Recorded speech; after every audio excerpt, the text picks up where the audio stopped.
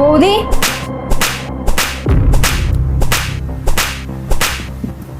দাদা দেখো না, বৌদি আমাকে মারছে। তিয়াশা, এটা তুমি কি করছো? নিজেকে নিজে চড় কেন মারছো? এটা তুমি এক্ষুনি জেনে যাবে যে এটা আমি কেন করছি আর কিসের জন্য করছি।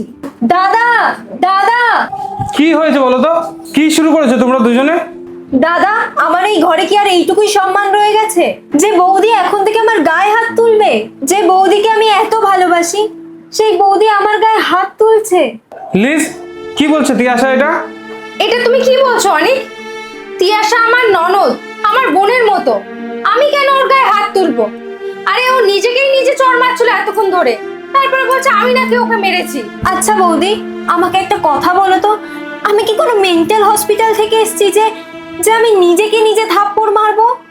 একটা তুমি আমাকে এতক্ষণ ধরে থাপ্পড় মারলে, উল্টে তুমি দাদার সামনে ভালো সাজার চেষ্টা করছো। তুমি আমাকে দাদার চোখে ছোট করতে চাইছো। আমাদের ভাই বোনের সম্পর্কের মধ্যে তুমি ভাঙন ধরাতে চাইছো। তিয়াশা, তুমি এত বড় মিথ্যা কথা কেন বলছো? আমি তো এটাই বুঝতে পারছি না, তুমি এই নাটকটা কেনই বা করছো? লিজ, কি চলছে এটা? তুমি কেন আমার বোনের গায়ে হাত তুলেছো? ও তো আমাদের বাড়িতে কদিনের জন্য এসেছে। তুমি কোথায় ওর খেয়াল রাখবে তা না করে তুমি ওর গায়ে হাত তুলছো? অনিক, আমাদের বিয়ে হয়েছে 3 বছর হয়ে গেছে। তুমি কি দেখেছো আজ অব্দি কারোর সাথে আমি কোনো বাজেভাবে কথা বলেছি বা গায়ে হাত তুলেছি? ব্যাস লিজ, অনেক হয়েছে। তোমার আমার বোনের এখানে থাকা পছন্দ হচ্ছে না, তুমি আমাকে আগে থেকে বলে দিতে পারতে। আমি ওকে শ্বশুর বাড়ি দিয়ে আসতাম। কিন্তু তুমি ওর গায়ে হাত তুলে না, একদমই ঠিক করোনি। তোমার বাড়ির লোকের সাথে তো আমি ঠিক বুঝে নেবো। Now you can leave my house. Anik, তুমি এটা কি বলছো? লিজ, তুমি তোমার ব্যাগ গোছাও আর বেরিয়ে যাও এখান থেকে।